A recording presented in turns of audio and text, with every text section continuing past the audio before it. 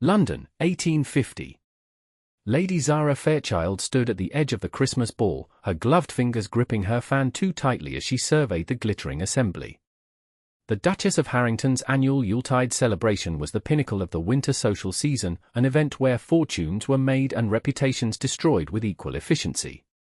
"You needn't lurk in the shadows all evening," her aunt, Lady Agatha, whispered sharply. 3 seasons, Zara. 3.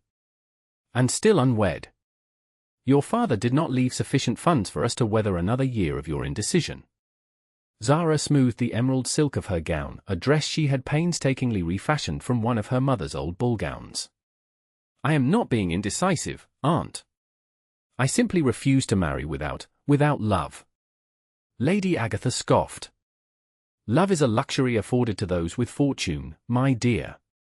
You have neither the dowry nor the standing to be so selective. Your father's disgrace saw to that."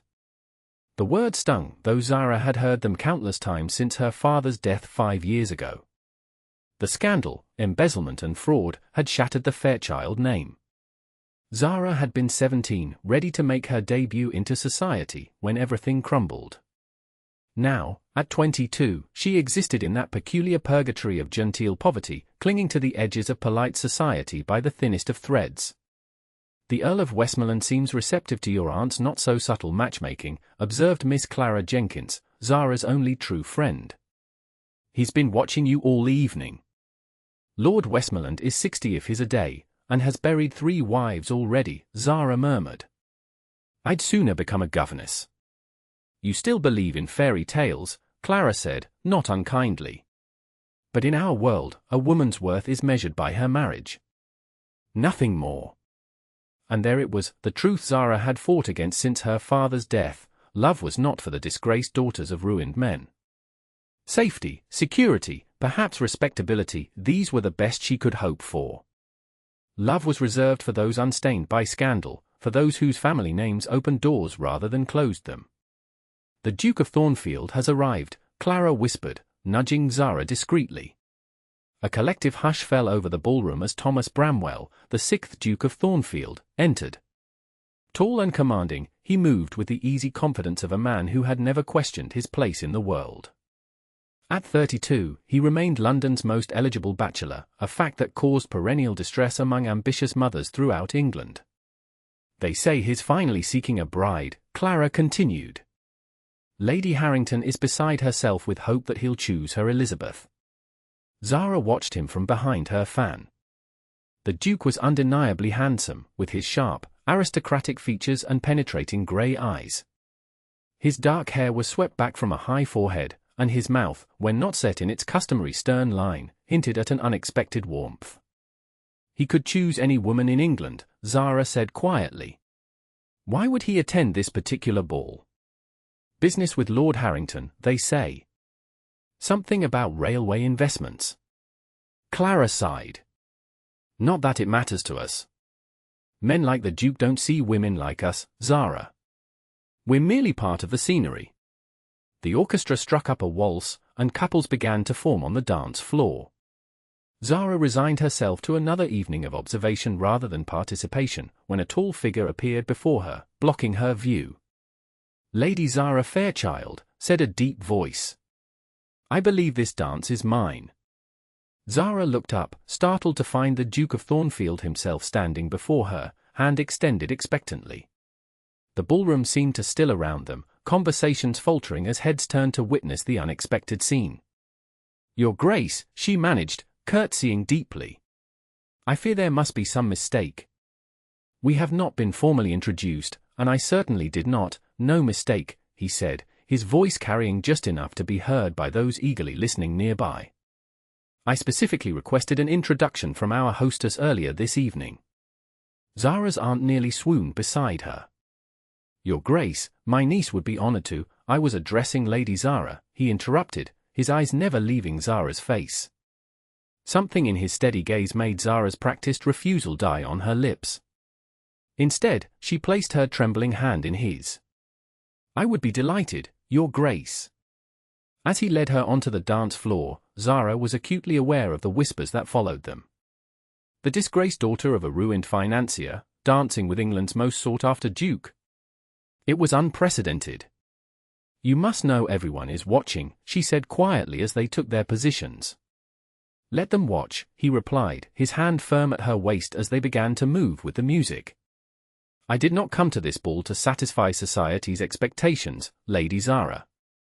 Then why did you come, Your Grace? His eyes, so intense and searching, held hers. To find something genuine in a world of artifice. Zara nearly missed a step. And you believe you'll find that with me? The daughter of a man who embezzled from half the aristocracy of England. A hint of a smile touched his lips. Your honesty is refreshing. Most women would have avoided any mention of the scandal. Most women have the luxury of pretense. I abandoned that particular comfort years ago. They moved together with surprising ease, as if they had danced 100 times before. Zara was conscious of every point where their bodies connected, his hand at her waist, her hand in his, the occasional brush of their legs as they turned. Tell me, Lady Zara, the Duke said, guiding her through a particularly complex turn, do you believe a person should be judged by their own actions, or by the actions of their family?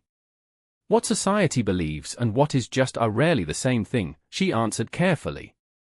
That is not an answer. No, she agreed. It is not. As the waltz ended, the Duke did not immediately release her hand. I find myself in need of refreshment, he said. Would you accompany me to the terrace? The night air would be welcome after the heat of the ballroom. Zara knew what accepting such an invitation would mean. Already, she could feel the weight of stares upon her, could practically hear the speculation racing through the assembly. To be singled out by the Duke was remarkable enough, but to withdraw from the ballroom with him would set tongues wagging for weeks. I should return to my aunt, she said reluctantly. Your aunt appears quite occupied with the Countess of Mountbatten, he observed. And I promise to return you unscathed. Physically, at least. Your reputation may suffer somewhat from my attention. Despite herself, Zara smiled. My reputation could hardly be more tarnished, Your Grace. Then you have nothing to lose by granting me a few moments of conversation. The terrace was mercifully empty, the December air too crisp for most of the guests. Zara drew her shawl more tightly around her shoulders, grateful for the momentary escape from the stifling atmosphere of the ballroom.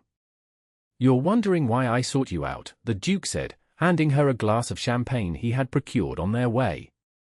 The thought had crossed my mind, she admitted. We move in different circles, Your Grace. Thomas, he said. When we are alone, I would prefer you call me Thomas. That would be highly improper. As improper as standing alone on a terrace with a man to whom you've only just been introduced. His eyes glinted with amusement. I think we are well past the bounds of strict propriety, Lady Zara. She took a sip of champagne, using the moment to gather her thoughts. Very well. Thomas. Why did you seek me out tonight? Because I've watched you for 3 seasons, he said, the directness of his answer catching her off guard. I've observed how you carry yourself with dignity despite the whispers. How you refuse to apologize for existing in spaces where others believe you don't belong. Zara stared at him, astonished. You've been watching me. More closely than was perhaps wise. He moved to the stone balustrade, looking out over the gardens. I find myself increasingly impatient with the superficial nature of society. The calculated matchmaking, the mercenary marriages, the endless posturing and pretense. And you believe I am somehow immune to these failings?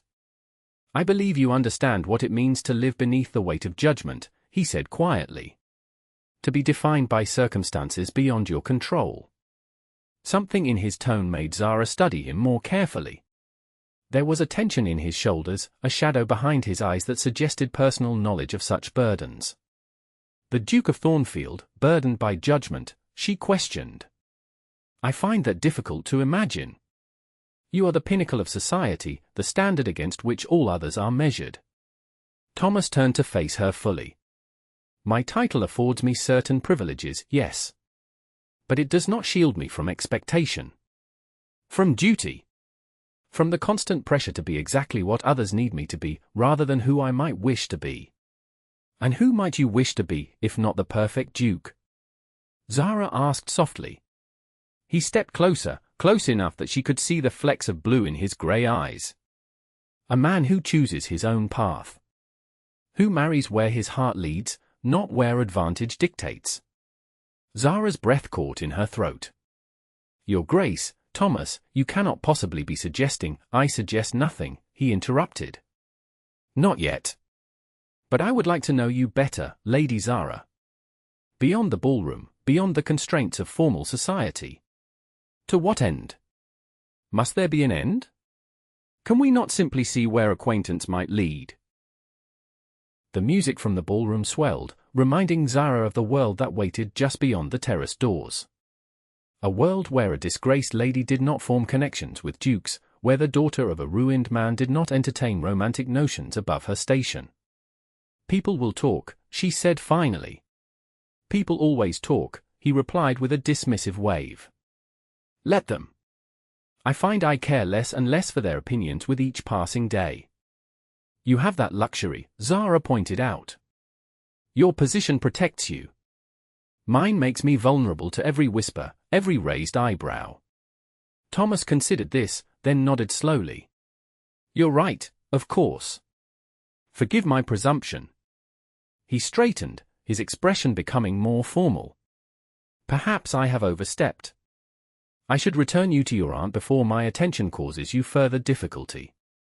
As he turned to leave, Zara surprised herself by reaching out to touch his arm. Wait. He paused, looking down at her hand on the fine wool of his evening coat. I did not say I was unwilling, she clarified. Merely that there are complications. Realities that cannot be ignored. Then we shall navigate them together, he said, covering her hand with his own. Beginning with a proper courtship, conducted with all due respect to propriety. A courtship? Zara withdrew her hand, shaking her head in disbelief. Between the Duke of Thornfield and the daughter of a disgraced financier? Society would never accept it. Society will accept what I tell them to accept, Thomas said, a hint of steel in his voice. I am not asking their permission, Lady Zara. I am merely informing you of my intentions. Before Zara could respond, the terrace doors opened, and her aunt appeared, her expression a mixture of anxiety and hope. Zara, my dear, I was concerned when I could not locate you, Lady Agatha said, her eyes darting between her niece and the Duke. Your Grace, I do hope my niece has not been monopolizing your time. On the contrary, Lady Agatha, Thomas replied smoothly. I have been monopolizing hers. In fact, I was just explaining to Lady Zara that I would like to call upon her tomorrow, with your permission of course. Lady Agatha looked as though she might faint from shock. Call upon? Why, of course, Your Grace. We would be honored to receive you at any time that suits your convenience. Excellent. Then I shall arrive at 2 o'clock. He bowed to both women. If you'll excuse me, I have promised this next dance to Lady Harrington. It would be impolitic to disappoint our hostess. As he strode back into the ballroom, Lady Agatha gripped Zara's arm tightly. What have you done? She hissed. What enchantment have you cast over the Duke of Thornfield? None, aunt. I am as bewildered as you are. Well, whatever the cause, you must nurture this connection. A duke! Even with your father's disgrace, such a match would restore everything we've lost. Zara watched Thomas move through the crowded ballroom, noting how people parted before him, how conversations halted in his wake. He was untouchable, invulnerable in ways she could never be. It's likely nothing more than a passing curiosity, she murmured, more to herself than to her aunt. Men of his station do not marry women of mine. But even as she said the words, she remembered the intensity in his eyes, the sincerity in his voice when he spoke of choosing his own path. And for the first time in years, Zara felt a dangerous emotion take root in her heart, hope. The Duke's carriage arrived precisely at 2 o'clock the following afternoon. Zara had spent the morning in a state of nervous anticipation, changing her dress 3 times before settling on a modest but becoming gown of deep blue wool, trimmed with velvet at the collar and cuffs. Lady Agatha had been beside herself, alternating between issuing frantic instructions to their small household staff and offering Zara contradictory advice on how to secure the Duke's affections. "You must be demure but not dull, witty but not forward," she said as they waited in the modest drawing-room of their Bloomsbury home. "Show interest in his estates, but do not appear mercenary. And for heaven's sake, if he mentions your father, change the subject immediately." "I will not pretend my father never existed," Zara said firmly. "If the Duke cannot accept my past, then there is no future to discuss." Lady Agatha looked aghast. "This stubborn pride will be your ruin, Zara. A man like the Duke of Thornfield does not offer second chances."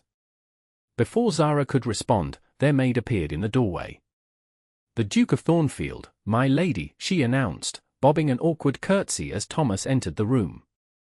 He cut an imposing figure in his dark riding coat and buckskin breeches, his cravat simply but expertly tied. In his hands, he carried a small package wrapped in silver paper. "Lady Agatha, Lady Zara," he said, bowing to each in turn. "Thank you for receiving me on such short notice." "The honor is entirely ours, Your Grace," Lady Agatha gushed. "Please, be seated. I'll ring for tea." As the maid hurried to comply, Thomas took the seat opposite Zara, studying their small drawing-room with interest. The Fairchild's reduced circumstances were evident in the faded upholstery and worn carpet, but the room retained an air of faded elegance, with well-polished furniture and carefully arranged flowers from their tiny garden. "Your home is charming," he said, with what appeared to be genuine appreciation. "You are too kind," Lady Agatha replied. "Of course, it's nothing compared to Thornfield Abbey, but we managed to make do." "Aunt," Zara admonished quietly. Thomas's lips quirked in a barely suppressed smile. "I've always found that the character of a home is determined more by its inhabitants than its grandeur, Lady Agatha." The tea arrived, providing a welcome distraction from Lady Agatha's increasingly transparent attempts to emphasize Zara's domestic virtues. As Zara poured, Thomas placed the silver package on the table between them. "A small token," he explained, "for allowing me to intrude upon your afternoon." "Your presence could never be an intrusion, Your Grace," Lady Agatha assured him. "Perhaps I might speak with Lady Zara alone for a few moments," Thomas suggested, his tone making it clear this was less a request than a polite command. Lady Agatha hesitated, torn between propriety and the desire to please the Duke. "I suppose I could oversee the preparation of some refreshments," she conceded reluctantly. "For no more than 15 minutes, of course." Once they were alone, Thomas visibly relaxed, his posture becoming less formal as he leaned forward in his chair. "Your aunt is formidable." "She means well," Zara said, feeling oddly protective. "She has supported me through difficult times when many of our so-called friends abandoned us." "I didn't mean to criticize," he said quickly. "On the contrary, I admire her devotion to you. Now, please, open your gift." Zara carefully unwrapped the silver paper to reveal a small leather-bound book. Opening it, she found a collection of poetry by Elizabeth Barrett Browning. "How did you know?" she asked, genuinely surprised. "These are my favorite poems. I noticed you reading a similar volume at Lady Westmoreland's garden party last summer," he admitted. "You seemed so absorbed, I was curious about what captured your attention so completely." The idea that he had been watching her, noticing such details, sent a strange flutter through Zara's chest. "You have an unusual memory, Your Grace." "Thomas," he reminded her. "And only for things that matter." Their eyes met over the rim of her teacup, and Zara felt a jolt of connection that both thrilled and terrified her. "Why are you here?" she asked abruptly. "Truly? What could you possibly want from me?" Thomas set down his cup, his expression growing serious. "Honesty. Authenticity. A connection based on something more substantial than social advantage or financial gain. And you believe you'll find these things with me? The daughter of a man who died in disgrace. I believe I'll find them with a woman who has faced adversity with courage, he corrected. Who values truth over comfort and integrity over acceptance. Zara shook her head, not in denial but in bewilderment. You know nothing about me. I know that when the Countess of Bellingham deliberately spilled wine on your gown at the midsummer ball, you helped her clean her own dress when she tripped in her haste to get away, he said quietly. I know that you volunteer at St. Thomas's Hospital every Tuesday, reading to the children in the charity ward. I know that despite your reduced circumstances, you gave your pearl necklace, your mother's necklace, to help Miss Jenkins's family when her father fell ill. Zara stared at him, stunned. How could you possibly know these things? Because I have spent the better part of a year learning everything I could about you, he admitted. After I first noticed you at the Harringtons' ball last Christmas, standing alone by the window, watching the dancing with such longing in your eyes, yet with such dignity in your bearing. I couldn't look away. That was a year ago, Zara said faintly. Yes. And in that year, I have observed a woman of exceptional character. A woman unbroken by circumstance, unbowed by judgment. You make me sound like some sort of paragon, she protested. I assure you, I am not. I have felt bitterness, resentment, even envy toward those who shunned me after my father's death. Of course you have, Thomas said. You wouldn't be human otherwise. It's not the absence of such feelings that reveals character, Lady Zara. It's what one does despite them. Zara stood suddenly, moving to the window that overlooked their small garden. I don't understand what you want from me, she said, her back to him. If it's some sort of arrangement, I should tell you that despite our reduced circumstances, I am not. Good God, Thomas interrupted, sounding genuinely appalled. Is that what you think? That I'm seeking a mistress? She turned to face him, chin raised defiantly. It wouldn't be unprecedented. A man of your station, showing interest in a woman of compromised position. Thomas rose as well, his expression darkening. If I have given you any cause to believe my intentions are dishonorable, then I must beg your forgiveness and take my leave immediately. Then what are your intentions? Zara challenged. Because a man like you does not court a woman like me with marriage in mind. And yet that is precisely my intention, he said quietly. To court you properly, openly, with marriage as the ultimate aim, if you'll have me. Zara felt as though the floor had dropped away beneath her feet. You cannot be serious. I have never been more serious about anything in my life. Society would never accept it. Your family, my family has no say in who I marry, he cut in. And as for society, I care little for their acceptance. I have wealth, position, and influence enough to weather any storm of disapproval. But I don't, Zara said softly. And I will not be the cause of your estrangement from your world. Thomas crossed the room to stand before her, close enough that she could smell the subtle scent of sandalwood that clung to his clothing. My world, he said, has become increasingly empty and meaningless. An endless parade of the same conversations, the same ambitions, the same shallow connections. When I am with you, even for the brief moments we've shared, I feel awake. Alive in a way I had forgotten was possible. He took her hands in his touch warm and steady. I'm not asking for an answer today. Only for the chance to know you better, and for you to know me. To discover if what I believe I see between us is real. Zara looked down at their joined hands, hers small and pale against his larger, stronger ones. A part of her wanted to snatch her hands away, to protect herself from the inevitable disappointment that would follow such wild hope.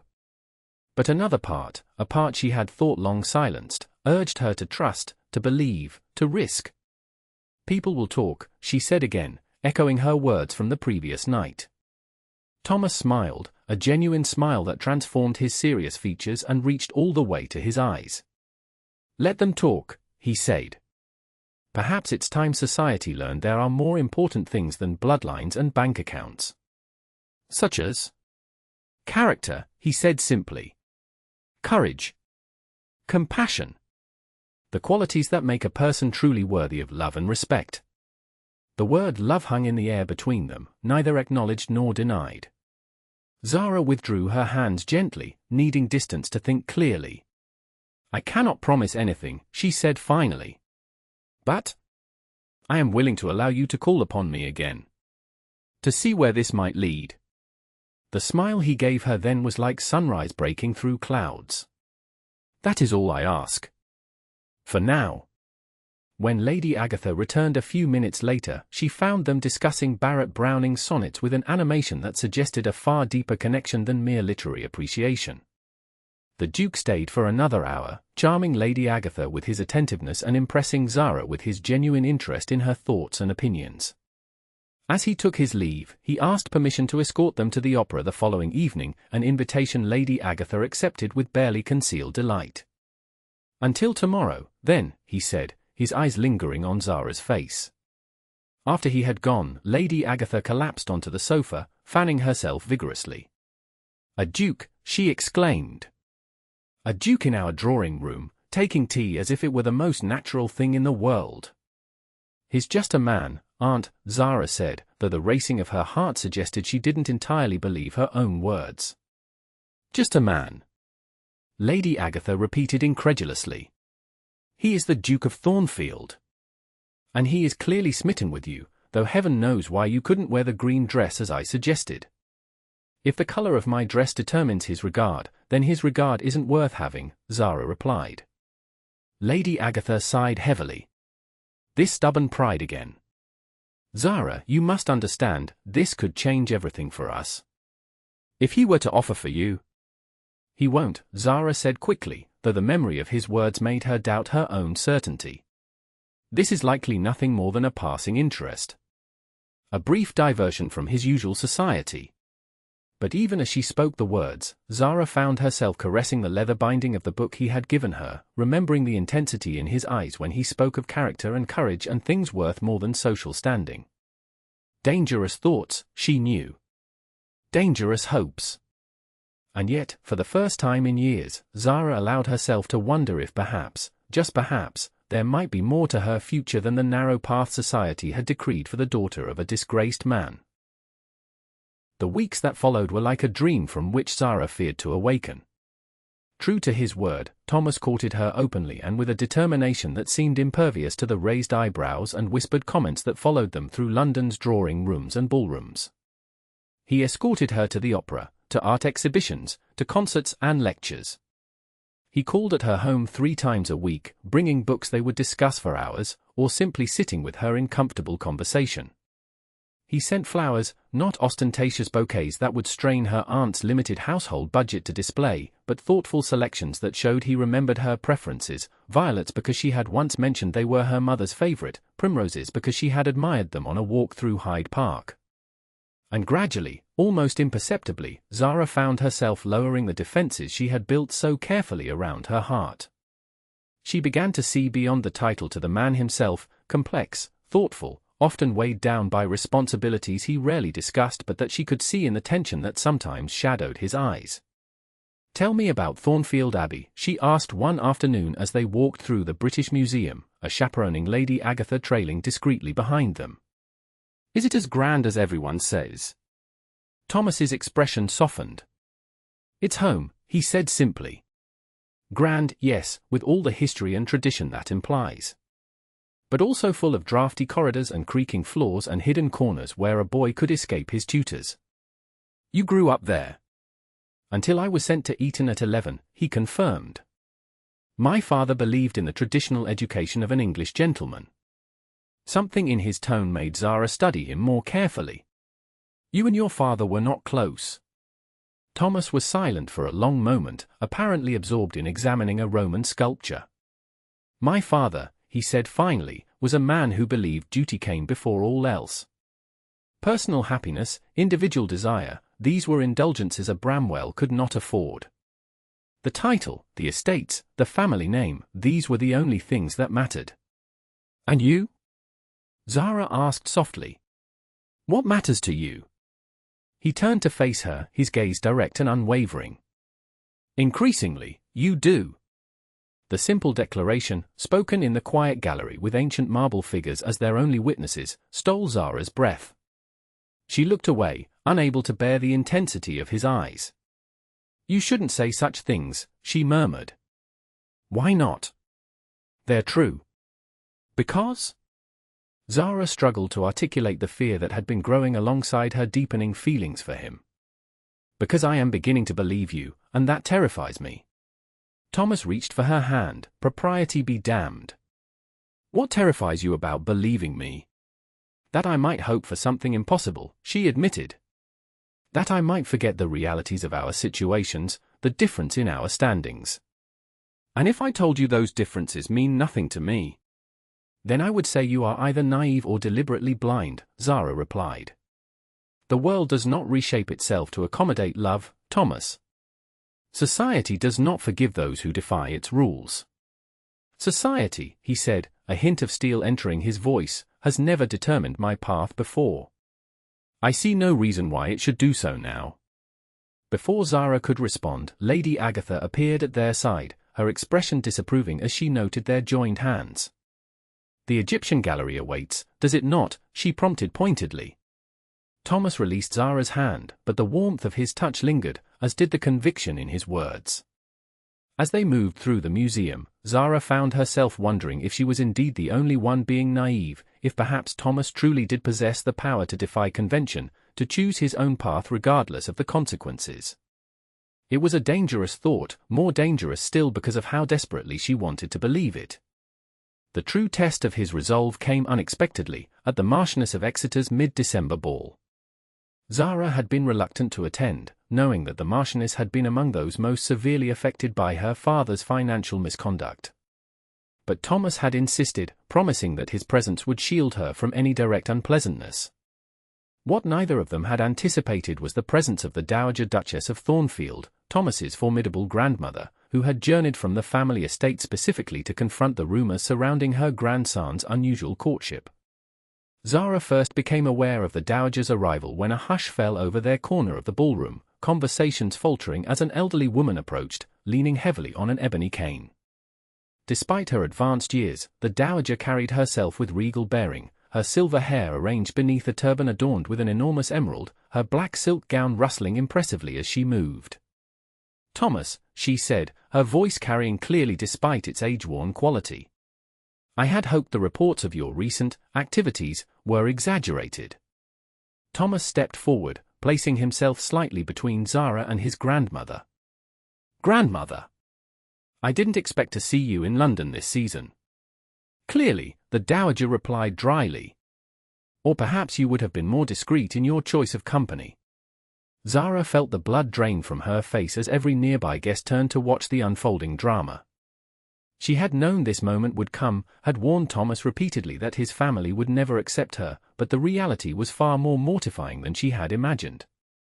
"Lady Zara Fairchild," Thomas said formally, "may I present my grandmother, the Dowager Duchess of Thornfield." "Grandmother, Lady Zara." Zara curtsied deeply, her heart pounding. "Your Grace. It's an honor to make your acquaintance."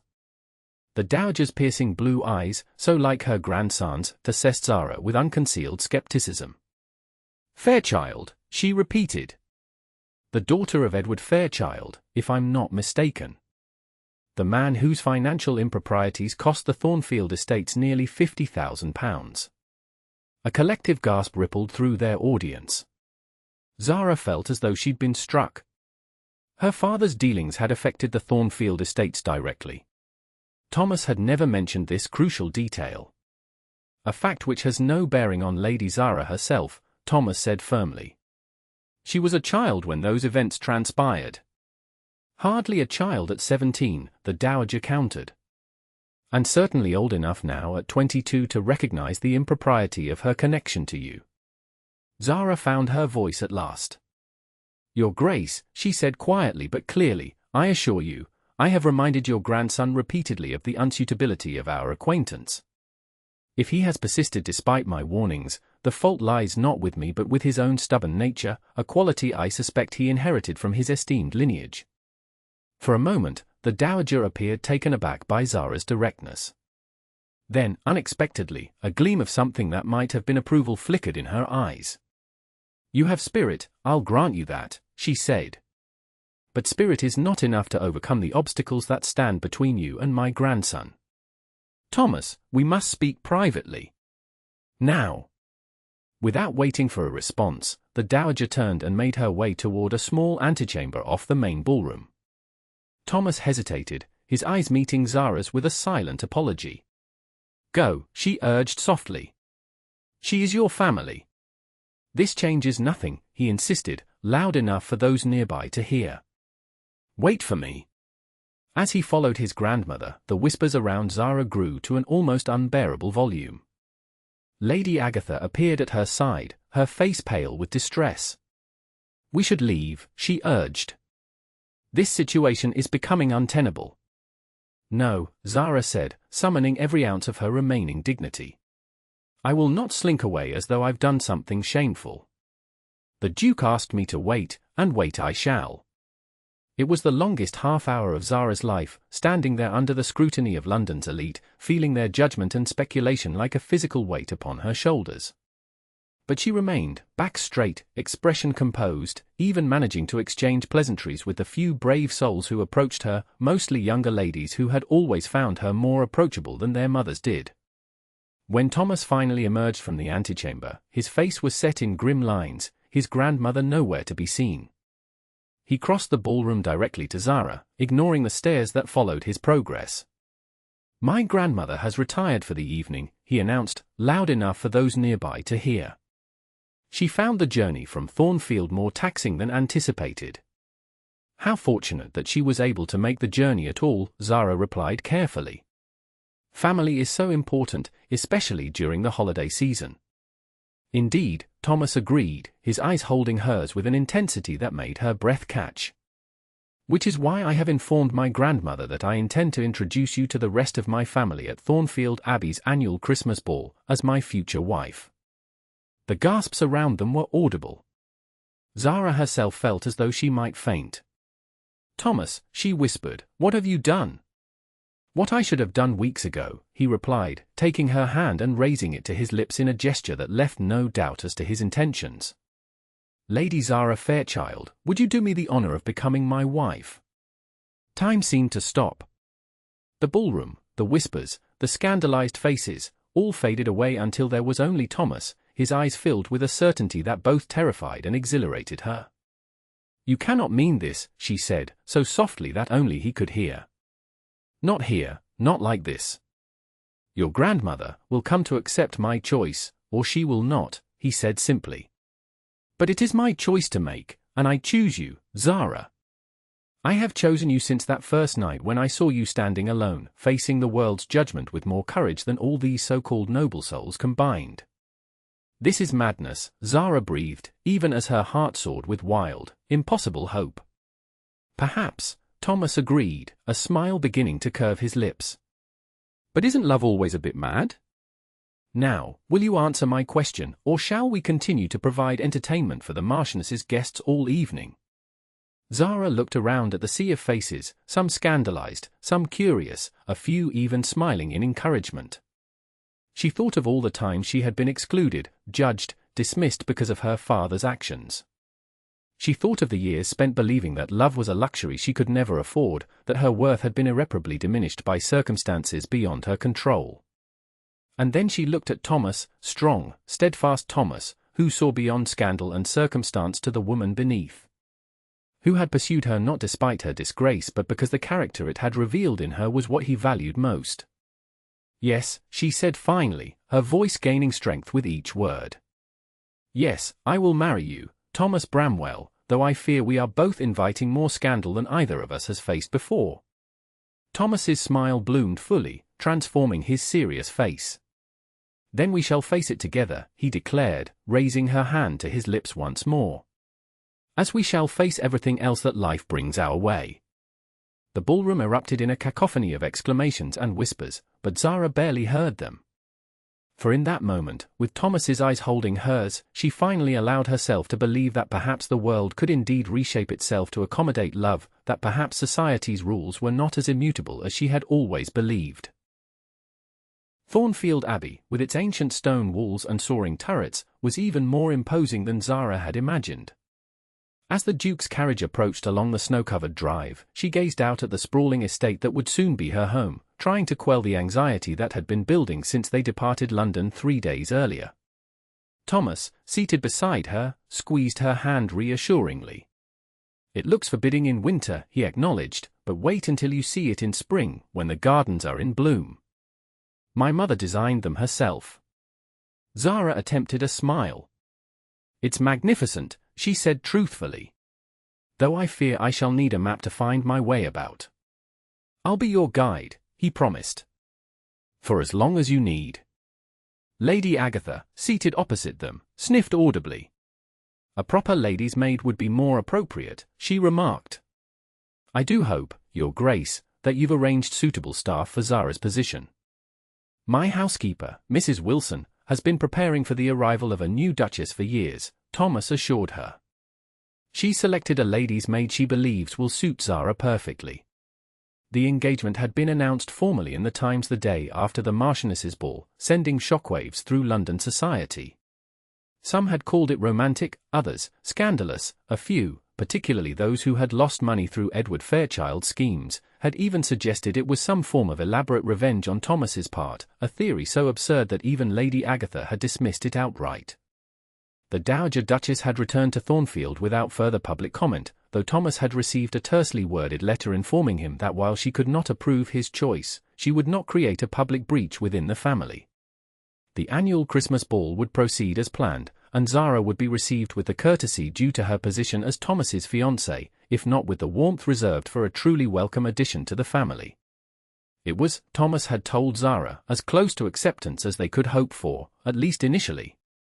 Time, he believed, would prove the wisdom of his choice. Now, as the carriage drew up before the grand entrance of Thornfield Abbey, Zara found herself clinging to that belief as her only anchor in the sea of uncertainty that lay ahead. The staff was arrayed on the steps to greet them, their expressions a mixture of curiosity and wary respect. Thomas helped her from the carriage, his hand steady beneath her elbow. "Ready," he murmured. Zara straightened her shoulders.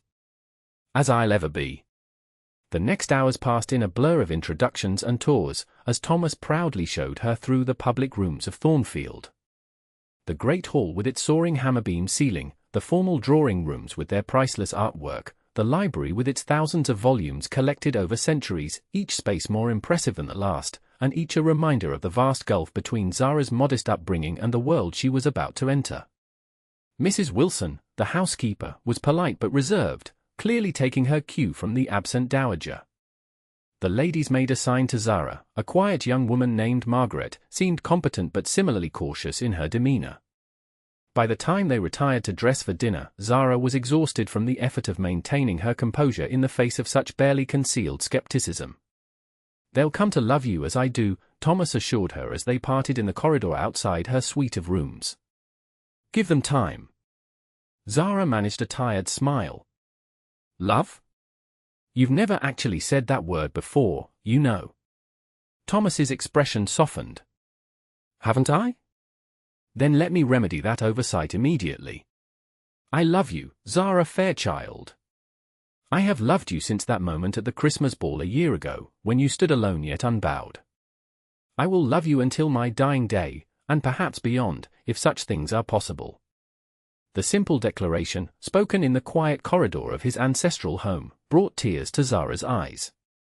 "And I love you," she whispered. "Though God knows I've tried not to. It would have been so much simpler if I could have maintained my belief that love was not for women like me." "Simpler, perhaps," he agreed, raising a hand to cup her cheek. "But infinitely less joyful." When he kissed her, gently and with restrained passion appropriate to their setting, Zara felt some of her anxiety melt away. Whatever challenges lay ahead, they would face them together, bound by a love that had defied convention and circumstance. Dinner that evening was a small affair, just Thomas, Zara, Lady Agatha, and the Dowager Duchess, who had finally emerged from her chambers to inspect her grandson's choice more thoroughly. The elder Duchess was civil but cool, directing most of her conversation to Thomas and Lady Agatha, acknowledging Zara only when directly required by etiquette. "I understand the wedding is to take place in the spring," she remarked as the first course was served. A rather hasty arrangement, is it not? Not at all, grandmother, Thomas replied evenly. A 6-month engagement is perfectly respectable. And where will the ceremony be held? The dowager turned her piercing gaze on Zara for the first time that evening. I presume you have a family church, Lady Zara, though perhaps not one accustomed to ducal weddings. Zara set down her soup spoon carefully. My father is buried in the churchyard at St. Mary's in Hampstead, she said quietly. It would mean a great deal to me to be married there, if Thomas agrees. Hampstead. The dowager's tone suggested she had named some foreign and possibly uncivilized location. Most unusual. The Bramwells have been married at Westminster Abbey for generations. Then perhaps it's time for a new tradition, Thomas said firmly. I would be honored to marry Zara at St. Mary's.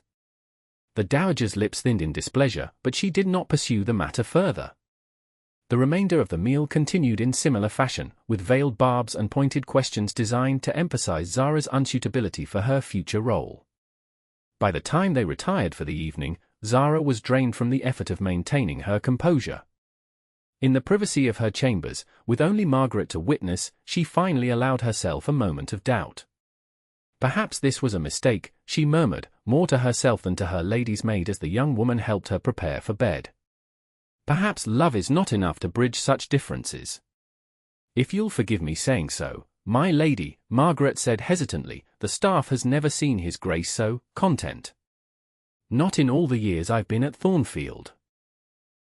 Zara looked up in surprise. Truly? Margaret nodded. Mrs. Wilson says he reminds her of his father before the old Duchess died, before he became so stern and duty-bound. It was a small comfort, but a significant one.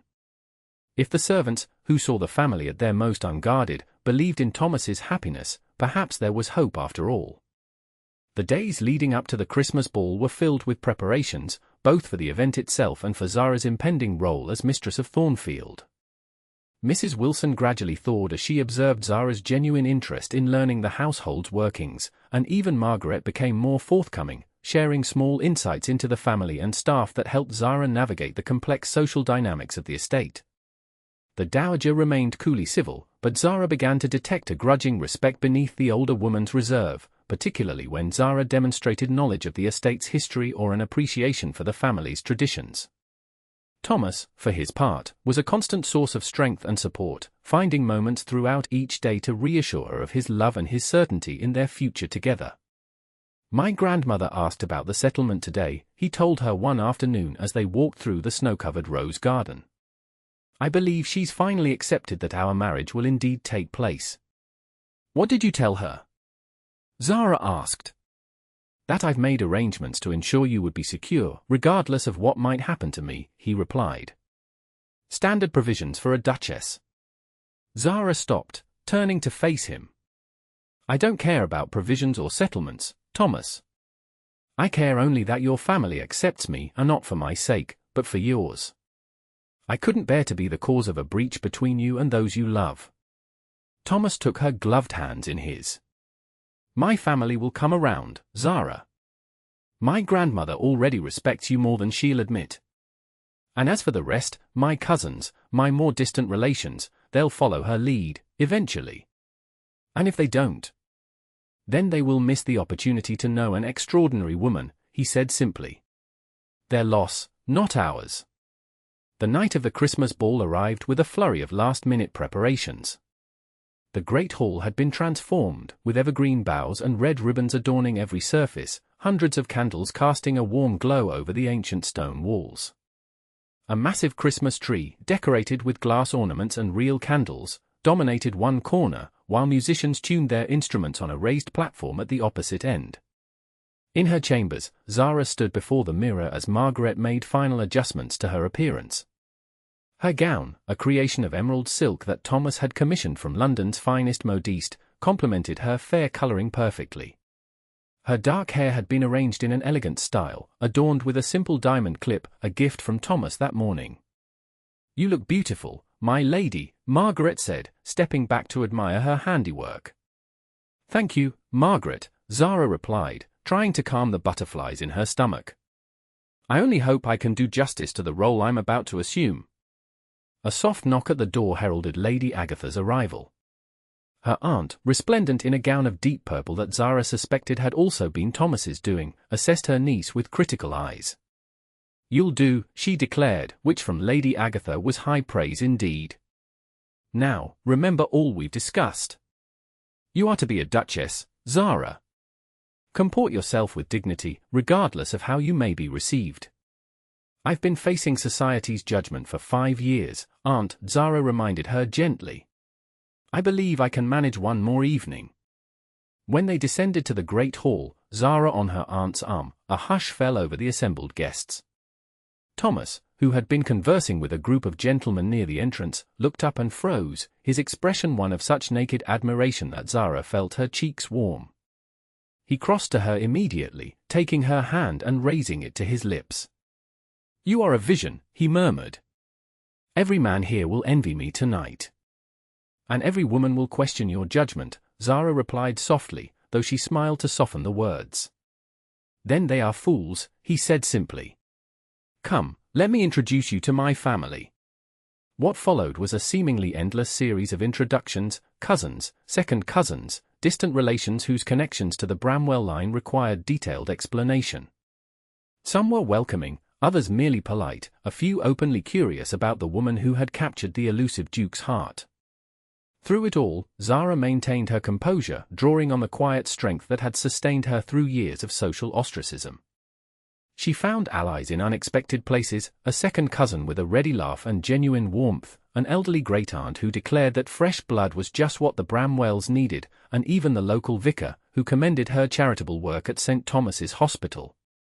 The most significant moment, however, came when the Dowager Duchess approached as Zara stood alone for a moment, watching the dancing.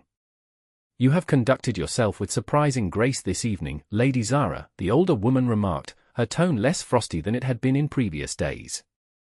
"Thank you, Your Grace," Zara replied. "I've had much practice in difficult social situations." "Yes, I imagine you have." The Dowager studied her thoughtfully. "My grandson tells me you refused his initial proposal 3 times before accepting." Zara blinked in surprise. Thomas had never mentioned this detail to her. "That's not precisely accurate, Your Grace. I expressed concern about the suitability of the match, but I never formally refused him." The Dowager's lips quirked in what might have been the ghost of a smile.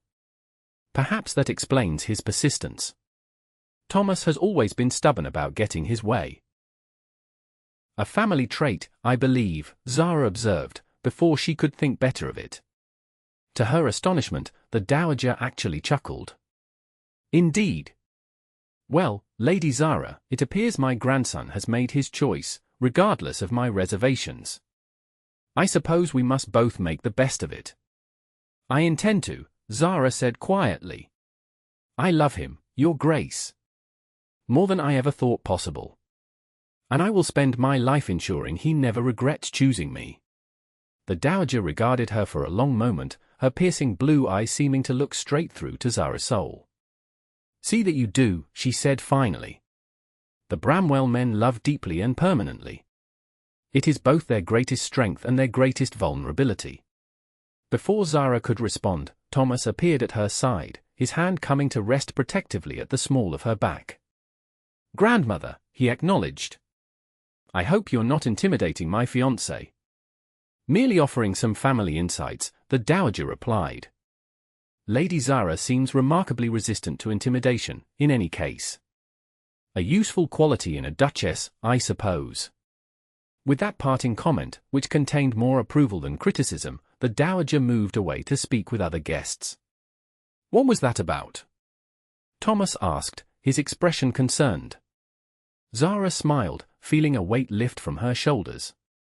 "I believe, my love, that your grandmother may be beginning to accept me, after all." The remainder of the evening passed in a blur of dancing and conversation. Zara found herself gradually relaxing as the initial curiosity about her gave way to genuine engagement. Not everyone was welcoming, of course, there were still whispers and speculative glances, but the open hostility she had feared did not materialize.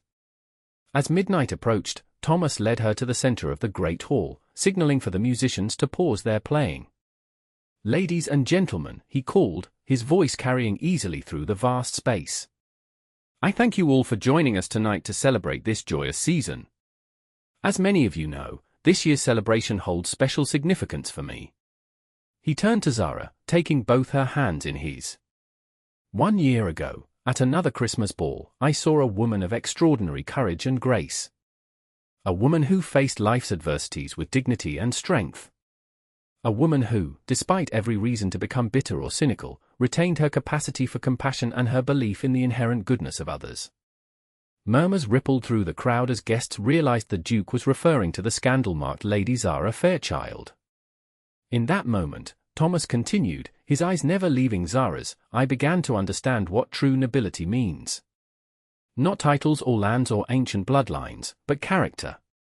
Integrity. The ability to remain steadfast in the face of judgment and prejudice." The hall had grown utterly silent, every guest hanging on his words.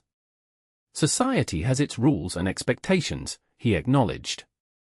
"Traditions that have guided the Bramwell family for generations. But tonight, I stand before you to declare that there are higher principles than tradition, greater truths than social convention." Thomas dropped to one knee, still holding Zara's hands, causing a collective gasp to sweep through the assembly. "Lady Zara Fairchild," he said, his voice clear and unwavering, "before my family, my friends, and all of society, I ask you once more to do me the great honor of becoming my wife. To share my life, my name, my heart, now and always." Tears filled Zara's eyes as she looked down at the man who had defied convention and expectation to choose her. Who had seen beyond scandal to the woman beneath? Who had taught her that love was not, after all, a luxury she could not afford, but the very foundation upon which a meaningful life could be built? "Yes," she said, her voice trembling but clear. "With all my heart, yes." Thomas rose to his feet and, in full view of the assembled guests, kissed her with a tenderness that spoke volumes about the depth of his feelings. When they parted, Zara was astonished to hear applause, tentative at first, then growing in volume until it filled the great hall. She looked around in wonder to see smiling faces, some moved to tears, others simply caught up in the romantic moment. Even the Dowager Duchess, standing near the Christmas tree, gave a small nod of what appeared to be reluctant approval. "You see?" Thomas murmured, his forehead resting against hers for a brief, intimate moment before they turned to acknowledge their guests.